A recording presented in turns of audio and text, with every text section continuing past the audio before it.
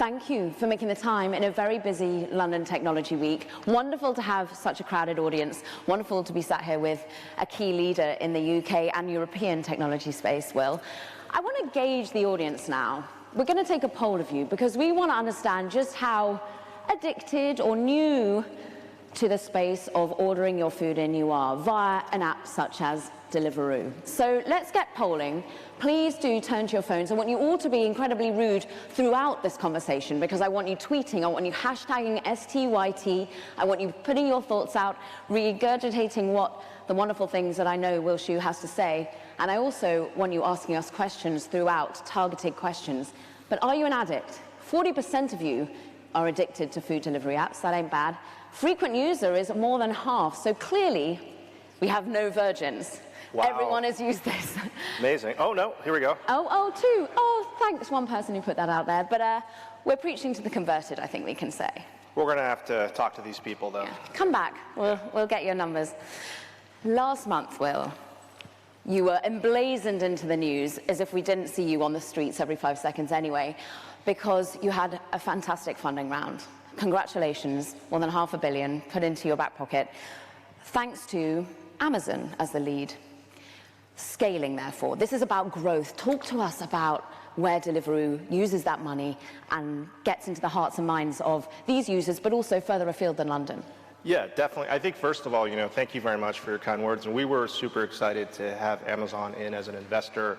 I've been an Amazon customer since, I think, 2000 or 2001. Early adopter. And, well, yeah, and it's been a lifelong relationship, if you think about it. And that's really what we're trying to aspire to as well, having this really, really long-term, deep relationship with customers. And so, I really hope we learn a lot from them, and we look forward to that investment and partnership. In terms of what we're going to do with the money, one is just expansion in general, right?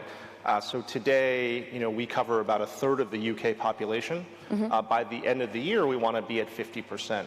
And so what that means is we're going to go into suburbs, not just city centers. We're going to go to some smaller towns as well. We think that this is a universal problem, getting great food delivered quickly, and we think that it's going to resonate with a lot more people as well. And we're going to do this in other European countries as well.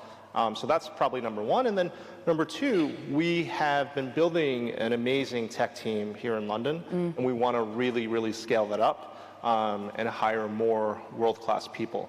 So that's been really exciting for us. Let's go into the first prong of that, the expansion in terms of into the suburbs and into the smaller towns, the regions. How do you do that when it comes to, first of all, targeting the restaurants? You want to be a partner of choice, it's clear. Are there enough restaurants in these areas? Talk to us about first the relationships you're going to start with the restaurants that already exist there.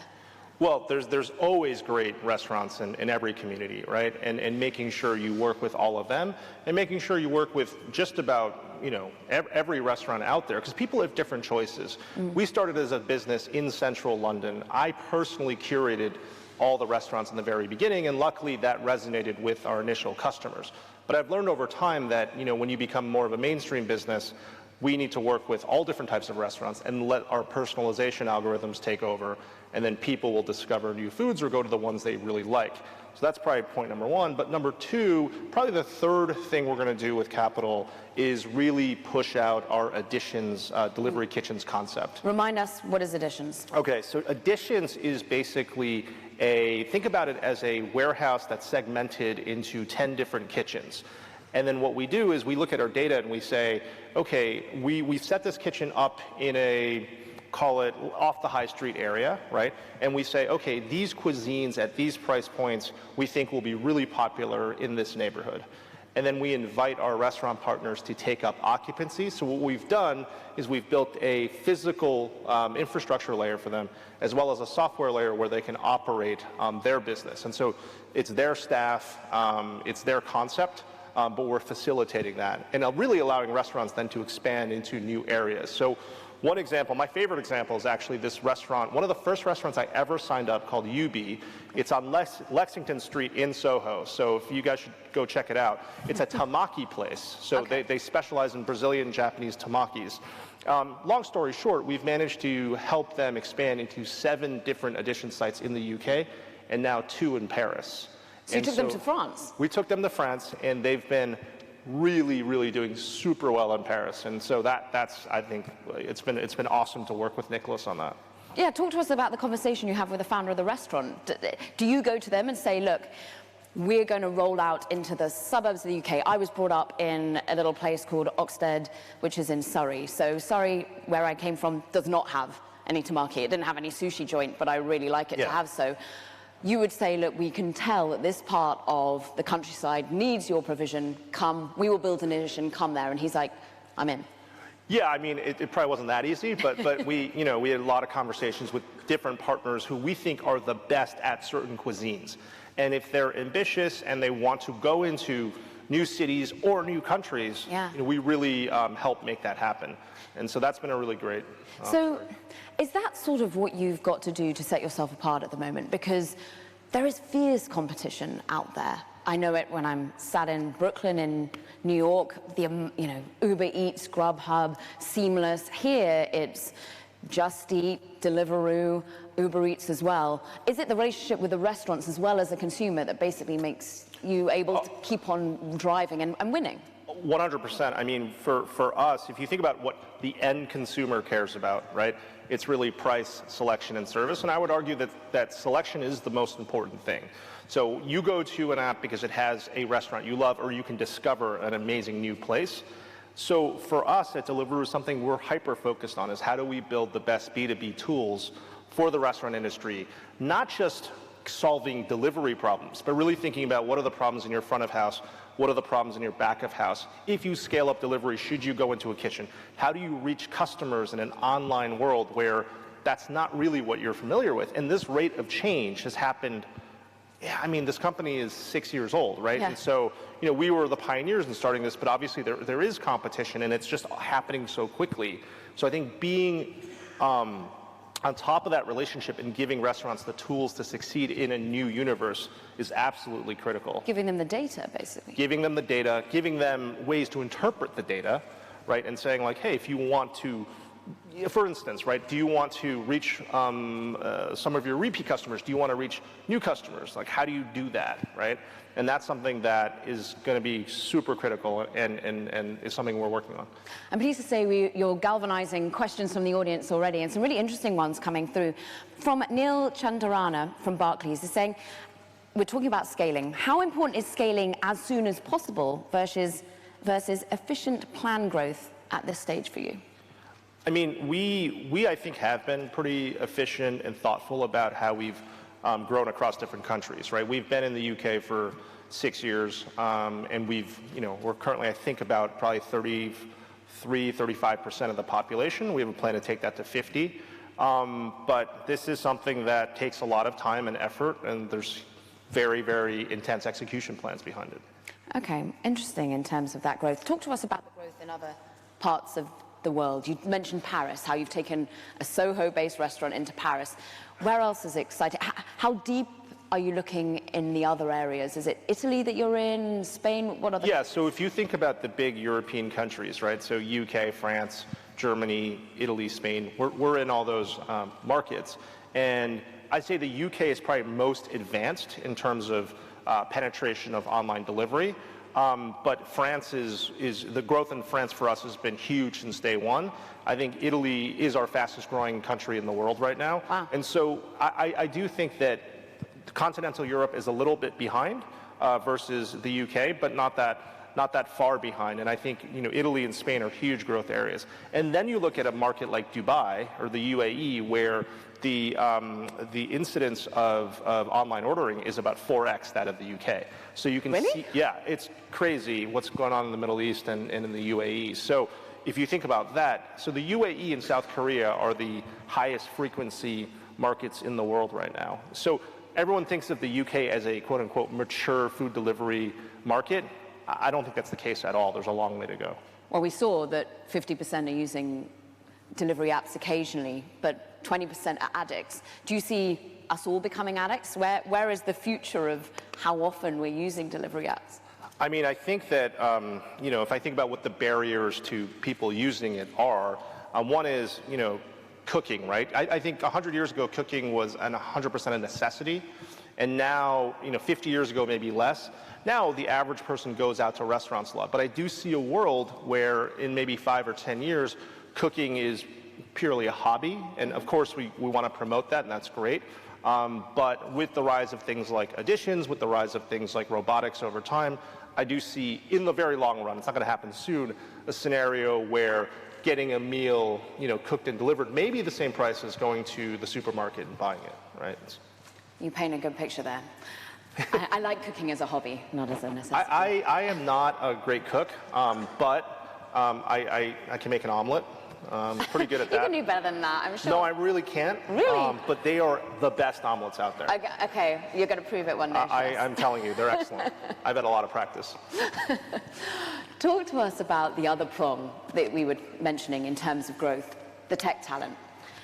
There is a concern, I'm sure an ongoing concern, that Brexit makes hiring more difficult, European talent less likely to come into London. Have you seen that? What are you doing to ensure that your pipeline is as strong as it possibly can be so that you can hit all these scale targets that you have? It's never easy hiring the best talent in the world, right? That's just never easy to begin with. I think with Brexit, our hope is that, well, there's probably a few things, right? One is that we hope that obviously that the UK and European economies remain strong. I'd say the second thing is, just making sure that London is open for top-tier world-class talent. And if those things hold true, I think we'll be in a pretty good place. We haven't seen an impact on it yet, but it's definitely something that we monitor really, really closely.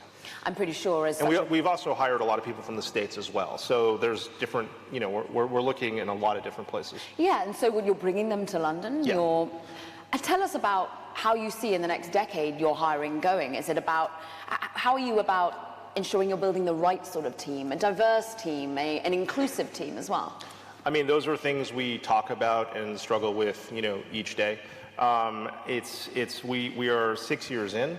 We're trying to figure, all of this stuff out, as we grow 100%, year on year. So it's never easy, but I think we are in a place now where we have a really excellent executive team, yeah. And we're really, looking to add more people and from all over the world.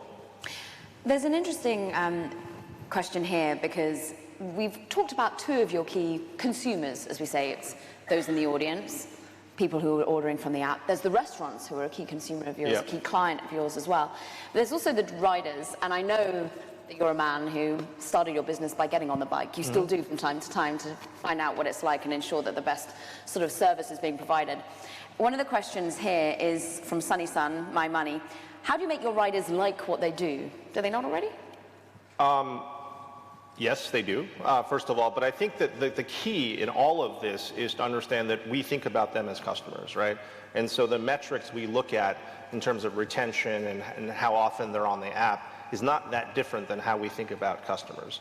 I think the reality is, if I think about our rider base in the UK, for example, all you need is a bicycle and a smartphone to sign up for Deliveroo. So the barriers to entry to becoming a rider are actually pretty low. And so consequently, we see, over 50% of riders are students, for example, right? Okay. And so they can log in, log out, they can do whatever they want, decide when they want to work. Also keep in mind it's a hyper-competitive market, right? So they can go work for Uber Eats, they can go work for Just Eat, they can go work for, do Amazon package deliveries, right? So they can do all of these things. So it's a really competitive market, and making sure that our riders are engaged and happy is super, super important. The competitive market, let's go back to that, or let's go back to how you continue to remain the key competitor out there. Do you think that there's space enough for all the players that are in the market at the moment? It's definitely not a winner-takes-all market. I don't think it is. But obviously, whoever is obsessing about the riders, the restaurant, the end customer, making sure you nail that price, service, selection promise to the customer, that's probably going to be the party that succeeds the most. And so we definitely, think about competition all the time, but it's pretty clear what you have to do as well, right? You have to obsess about those things just relentlessly. And I'm sure it was your obsession, your passion that Amazon saw and wanted to therefore back you. When you've got that sort of backing, you clearly don't need to be coming to the public markets anytime soon when you've just got $500 million. But when you look at what's happening in the IPO market, I'm covering the US at the moment significantly. Uber didn't perhaps go according to plan, many would say. Lyft too, in terms of its IPO. And some have sat there and gone, they waited too long. They were a decade old. They should have come to the market sooner. Does that play on your mind at all? Do you think that there's an element that you need to come to the public market sooner rather than later? I mean, first I would say that Lyft and Uber are like once-in-a-generation companies, right? And Uber's been public for 6 weeks, I think, right? Yeah. And Lyft's had one quarterly earnings call. So the way I see it is it's really early to judge about how a stock is performing when these are really huge markets that are super high frequency. So we'll see what happens. As for Deliveroo, what we care about is making sure that our constituents, our riders, our restaurants, and our consumers are getting exactly what they want.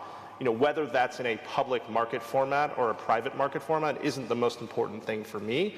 I will say we, however, definitely want the ability to invest heavily to achieve our goals. Interesting question from the audience. They didn't say who they were, but it sort of dovetails into Uber and their future. Driverless vehicles. I mean, does the delivery system remain about a person and a bicycle? I think definitely for a long time. Now, there are a few exceptions to that, right?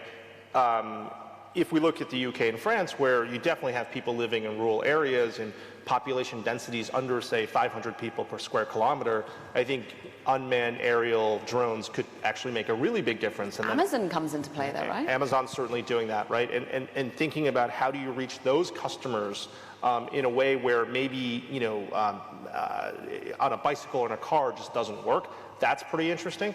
I do think in large urban areas, though, that's going to be pretty difficult, certainly on the aerial side. Now, as I walked here today, I noticed there was a few sidewalk rovers on the street. Really? And I actually saw 2 of them, yes, on the way in here. And that's something that, we're paying attention to and looking at. But honestly, I don't see that becoming a big thing for quite some time. What other trends do you see? You were saying how successful this particular Brazilian-Japanese fusion food has been. We were just talking about another ludicrously successful IPO, successful one this time, over in the US, which is Beyond Meat. This move towards healthy alternatives, meatless alternatives. You were saying that you've got a partnership with them, right? Well, we've been working with Honest Burgers, who have a partnership with Beyond Meat, and it's been our top seller in our Editions kitchens. And so certainly I think this trend towards health, and also just more transparency for the customer, understanding what the macros are, what the caloric content is in a lot of this, and then eventually helping them personalize their choices through nutrition, I think is going to be critical in a pretty short amount of time. An interesting one from the audience. What's your favorite then? Your favorite takeaway? Or is it just like whatever you're craving? I can tell you what it is. So for lunch, I've been eating Chipotle salads. Okay. With chicken, guacamole, fajitas, mild salsa, and no rice, no beans. Okay. That is how I stay. This is how I stay this fit, right? So that and the biking. Yes, just relentless amounts of biking and Chipotle. So I get Chipotle, just about every day. I love it. And then at dinner it's more diverse, or an omelet. Or an omelette, or your killer omelette. Yeah. It's really good.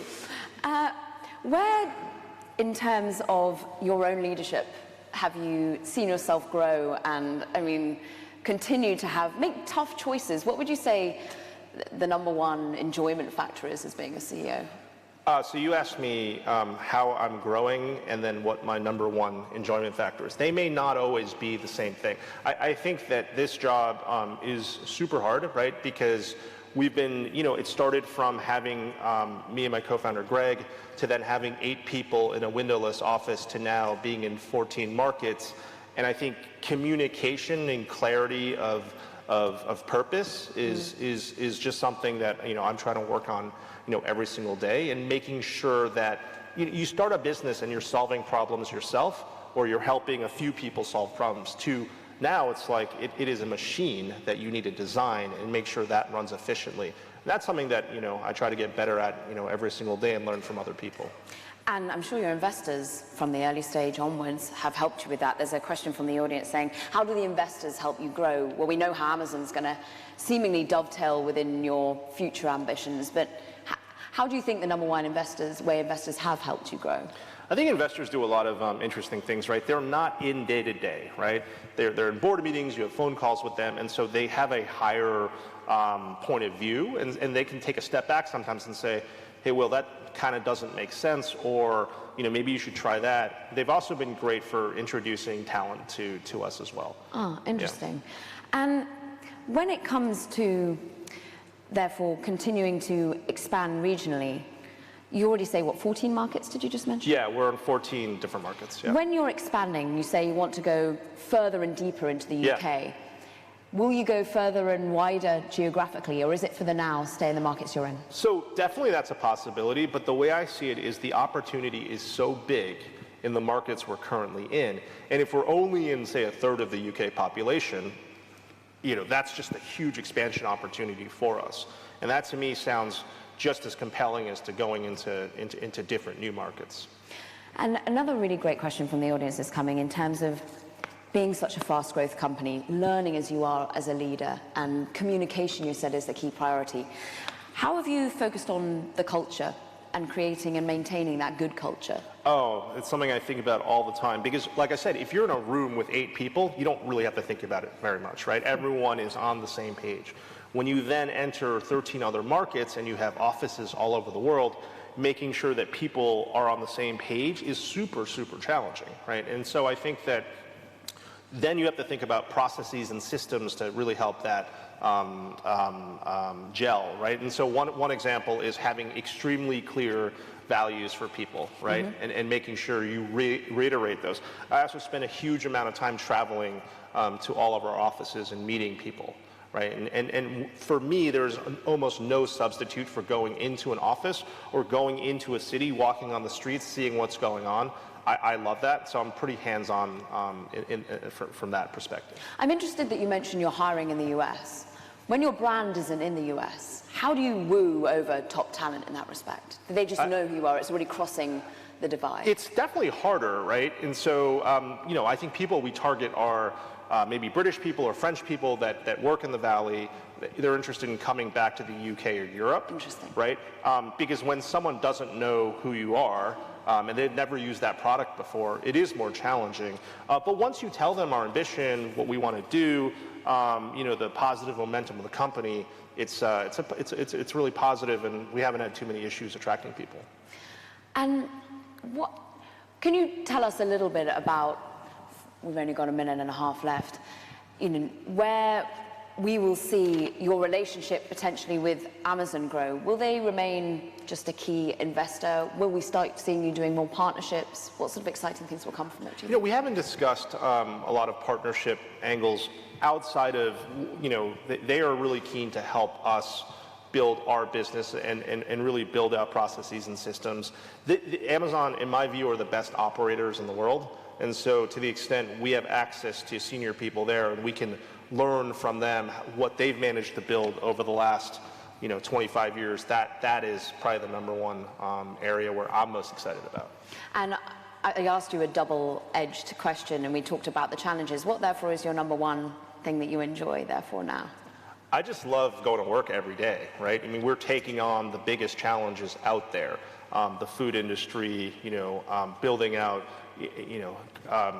great flexible work for people, making sure our customers are getting a wide variety of food delivered to them really, really quickly, and thinking about how that evolves over time. I mean, that's just awesome, so I love what I do. You love what you do. And what about, therefore, where we should be, where you're tracking us at the moment in terms of what we're all eating and drinking and our habits? Do you see this from a generational perspective? Is this something that I talk about Gen Z far too much, and I should call them Gen Z, being too Americanized already. But will we see the adoption of what you do and the ways in which the habits that we make sort of progress as a generational shift as well? So do you mean are different generations also going to, I think so. I think anytime you make people's lives easier and you're showing them that they could have gotten something they couldn't have before, adoption happens, right? And so I think you'll have different degrees of adoption based on generation, but overall, I think it makes sense for all types of different people. So clearly we have 50% regular users in the audience. We have about and 6% who have never used it before. I know. Right? So yeah, the 6% in the audience who are a virgin, they're obviously going to leave here now if they're not already downloading the Deliveroo app like mad. Come talk to me. I'll explain why it's great. Okay. You know. And once they've explained and listened to you, what do they order? Apart from a chipotle salad. Well, around here? Well, so it's really funny. You would think that the demand for different types of cuisine around the world would be like very different. But in every city we operate, the most popular dish is the burger. Really? Yeah, it's kind of crazy to me because it kind of doesn't travel that well. Even in Italy? Even in Italy. Wow. Yep. Even in Dubai. Yep. Okay. Even in Singapore. So everywhere we are, people are obsessed with burgers. But that's just like pretty fascinating to me. And the other thing that's been super fascinating to me is how quickly food trends spread around the world. Yeah. Right? Like poke came out, 3 years ago in LA? And now every single city has like 1 million poke places. There's one in Bloomberg Arcade, yeah. There is Ahi Poke, one of my favorites. Yeah. So I think that is just so interesting to see, right? How trends are very global in nature now. I wish we could sit here and talk about food forever. I do too. You're clearly so passionate, and you've spread that to the audience today. I want to thank you so much, Will Shu, and I hope that everyone's been busy tweeting and learning from how you're going to download the app and go and order a burger. I certainly want one now. Thanks, Caroline. Appreciate it. Thank you so much.